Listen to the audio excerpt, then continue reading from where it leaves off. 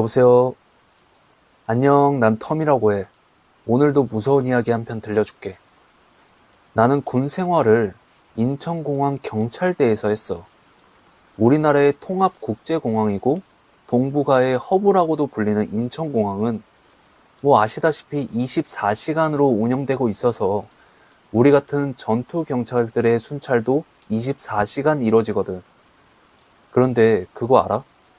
낮에는 사람이 수만 명 오고 가는 인천공항도 밤에는 엄청 한산하고 무서워. 길이 1.3km의 5층짜리 건물이 조명을 반쯤 내린 채 텅 비어 있으면 그 공허함과 적막함은 이루 말할 수가 없거든. 내가 지금부터 하려는 이야기는 나랑 같은 전투 경찰들이랑 공항 내 특수 경비원들처럼 한밤중에도 공항에 있어야만 했던 사람들의 이야기야.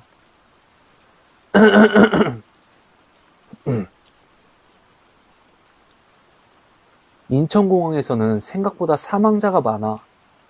비행기 추락도 없는데 좀 의아하지. 그 이유는 공항이 아주 외진 곳에 있기 때문이거든. 제대로 된 종합병원은 부천 쪽까지 가야 되기 때문에 공항 내에 있는 의료센터에서 응급처치 정도는 가능했는데 문제는 심각한 환자를 치료하기엔 시설이 미약했던 거야. 그래서 공항 오는 길에 사고가 난 환자가 종종 들어왔는데 그중 중환자들은 대부분 의료센터에서 손도 제대로 못 써보고 사망했어. 사실상 이송할 시간이 없었던 거지. 내가 이러한 실정에 대해 알게 된 건 입대 후 반년 이상이 지났을 때야. 우리 타격대 대기실은 터미널 맞은편에 있는 교통센터 지하에 있었고 대기실이랑 터미널은 지하에 연결되어 있었어. 그리고 터미널 쪽 입구에 화장실이 있었는데 바로 그 옆이 의료센터여서 우리들은 새벽에 화장실을 갈 때 교통센터에 있는 화장실을 선호했지만 새벽 시간에 청소할 때는 별 수 없이 터미널 쪽 화장실을 이용해야만 했어. 그날도 새벽에 고참이랑 같이 화장실에 들어가려고 하는데 고참이 밤에는 그 화장실에 가지 말라면서 나를 붙잡는 거야. 근데 나는 이유도 모르면서 고참 말에 수긍하고 있더라고. 공항 화장실을 이용해본 사람들은 알겠지만 병원 화장실은 대낮에도 이제 다른 화장실보다 훨씬 습하고 음산한 느낌이 들거든. 나는 고참한테 왜 그렇게 그 화장실을 피하는지 물어봤어. 그러니까 고참은 짧게 귀신이라고 말하더라고. 그리고 자기는 다른 건 몰라도 귀신 이야기는 싫다면서 걸음만 재촉했어. 결국 그 고참한테는 별다른 이야기를 더 들을 수 없었지. 첫 번째로 귀신 이야기를 듣게 된 건 그 다음 달에 새벽 2시에서 5시 타임으로 기억하는데 나는 의료센터가 있는 쪽에 근무지를 순찰하게 됐어. 그때 같이 근무를 서던 고참이 해준 이야기야. 하루 서너 시간밖에 취침할 틈이 없는 공항 경찰대 특성상 짬밥이 되는 정경 대원들은 야간 근무를 할 때 화장실에 숨어서 몰래 잠을 자곤 했거든.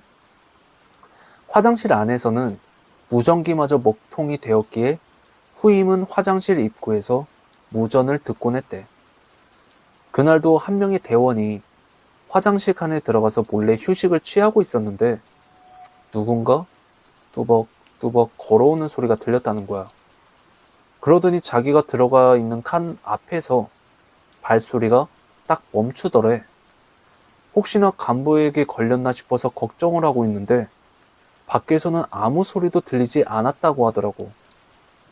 선임은 대변을 본 척하면서 물을 내리고 옷을 추스리는 소리를 낸 뒤에 밖을 내다봤는데 밖에는 아무도 없었던 거야.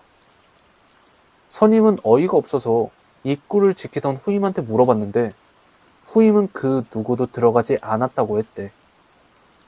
근데 이 발소리 귀신은 너도 나도 겪다 보니까 대부분의 대원들이 밤에는 그 화장실을 멀리하게 된 거지. 그리고 대원들 사이에서는 병원에서 사람이 많이 죽어서 그런 거라고 소문이 났어. 그러면서도 아예 그 화장실을 안 갈 수 없는 게 그 근무는 늘 지하 중앙에서 이루어졌고 지하에는 그 화장실을 제외하면 터널 맨 끝까지 가야 했기 때문에 근무 태만으로 오해받기 쉬웠거든. 그래서 다들 울며 겨자 먹기로 그 화장실을 이용하던가 참던가 둘 중 하나였지. 그리고 옆 근무지 근무자가 고참이 아니면 남의 근무지 화장실을 가기도 했어. 무슨 일이 있어도 밤에는 그곳을 안 가려고 애를 쓴 거지. 그런데 대원들이 밤에 그 화장실을 피하다 보니까 귀신이 조바심이 난 건지 이젠 낮에도 일이 생기더라고. 어느 날 내가 화장실에서 소변을 보고 있는데 분명 옆쪽 세면대에서 누군가 거울을 보고 있었거든? 근데 내가 잠시 지퍼를 올리고 돌아섰을 때 그곳엔 아무도 없었어. 그리고 대원 A는 에스컬레이터를 타고 1층으로 올라가던 도중에 공항 화장실 벽에 사람 그림자가 보였는데 그 그림자는 머리만 떠 있었고 벽 앞에는 그 누구도 없었대. 그리고 또 한 번은 대원 B가 그 화장실에서 대변을 보고 있는데 누군가 걸어와서 문짝을 서너 번 흔들었고 당시 같이 근무를 서던 대원은 신병이었기 때문에 옆 근무지의 동기가 장난을 쳤다고 오해해서 말다툼까지 일어났어. 그리고 그 신병한테 수차례 물어봤는데도 그 신병은 그 누구도 화장실에 들어간 사람이 없었다고 말을 했대. 그래도 다행히 지금까지는 별다른 큰일이 없었지. 이건 내가 어느 정도 계급이 찼을 때 후임이랑 겪은 일이야. 당시 나는 나랑 한 달 차이 나던 친한 후임이랑 근무를 서고 있었고 후임은 꾸벅꾸벅 조는 모습이 안쓰러워서 위층 편의점에서 몰래 소시지를 사다가 화장실에서 몰래 같이 먹고 있었어. 그런데 배가 부르니까 졸리기 시작하더라고. 근데 오늘 이 근무지는 도저히 잘 수 없는 곳이었고 전전긍긍하던 우리는 결국 귀신이고 나발이고 당장 우리가 죽겠다면서 화장실 칸 안으로 나란히 들어갔지. 그리고 변기에 거꾸로 앉아서 변기 뒤에 있는 턱에 엎드려 잠을 잤어. 그리고 나는 그 상태로 가위에 눌렸지. 근데 가위에 눌린 상태에서 사람 목소리가 들려오던 건 그때가 처음이자 마지막이었을 거야. 누가 내 귓가에 이리 와, 이리 와 라고 어르고 달래는 듯한 그러면서도 아주 간사한 목소리가 들리기 시작했어.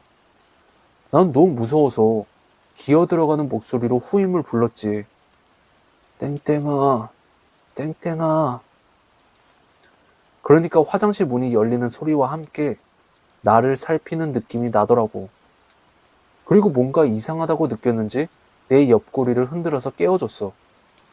나는 겨우 몸을 일으켰는데 늘 그렇듯 가위에서 풀리고 나면 공포감이 잦아들면서 졸음이 다시 쏟아지잖아. 그래서 나는 그래 잘 깨웠다 라고 후임한테 말한 뒤 바로 또다시 잠이 들었는데 잠이 들자마자 또 가위에 눌린 거야. 그리고 귓가에 또다시 목소리가 들리기 시작했는데 이번엔 좀 더 선명하더라고. 이리 와, 이리 와, 친구도 같이 와. 그 말을 이해한 순간 소름이 쫙 돋으면서 나 때문에 후임까지 무슨 일이 생길까봐 겁이 나기 시작했어.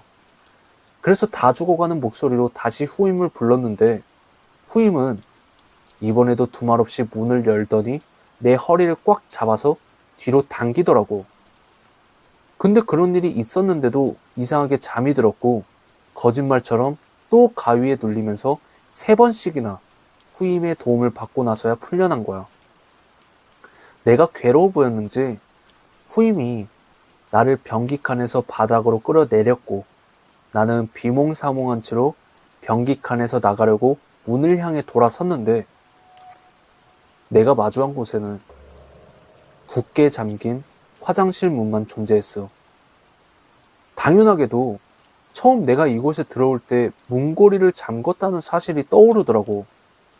그럼 내가 가위에 눌릴 때마다 나한테 와서 내 허리를 잡아 뒤로 끌어당겼던 건 누구였을까? 나는 모자도 챙기지 못하고 뛰쳐나왔는데 화장실 입구 건너편에서 후임이 수척한 얼굴로 서 있다가 다가오더라고. 후임은 화장실 칸에 들어가서 잠을 청하고 얼마 안 된 시간에 가위를 눌렸는데 여기야, 여기, 여기로 와. 이런 소리가 자꾸 소근대듯이 들려와서 처음에는 내가 잠꼬대하는 줄 알았는데 아무리 잠꼬대라고 해도 목소리가 너무 다르고 기분이 나빠서 그냥 나왔다고 해. 나는 너무 곤히 자는 것 같아서 깨울 수가 없었대. 그리고 우리 두 사람이 들은 그 목소리는 정확히 일치했어. 성인 남자의 목소리인데 조금 간사하고 어리고 달래는 듯한 목소리였고 아주 느릿느릿하면서 느끼한 그런 말투였지. 그래서 나는 전역할 때까지 그 화장실에 갈 수 없었어. 의료센터에서 곡소리라도 나는 날에는 발걸음을 옮기는 것조차 힘들더라고. 그때의 기억이 갑자기 떠올라서 한번 이야기해봤어. 오늘 이야기는 여기까지야. 좋아요랑 하이프 부탁하고 사연 제보는 메일로 부탁할게. 그럼 다음 시간에 더 무서운 이야기로 찾아올게.